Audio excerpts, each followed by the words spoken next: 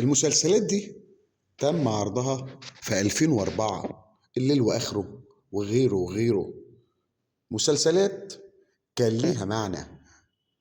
لو هنبص على النجوم هنلاقي نجوم كبار جدا. الحقيقة والسراب اللي كان بيمثله الفنان القدير الراحل يوسف شعبان والفنانة. وهنا الناس في كفر عسكر، والقصة دي بعض الناس أكدوا إن هي كانت قصة حقيقية. والمسلسل ده احنا بنتكلم بقى في مصطفى فهمي ودلال عبد العزيز، يعني اتنين تقال رحمهم الله. ملفات سرية. المسلسل ده كان قوي جدا يوم ما اتعرض. والمسلسل اللي بعده رجل الأقدار، كان فنان طبعا نور الشريف والفنانة سوسن بدر. تعالوا نحلم ببكرة، كانت ليلى علوي والفنان القدير حسين فهمي. طبعا احنا بنتكلم في مجموعة مسلسلات كانت كلها حكاية.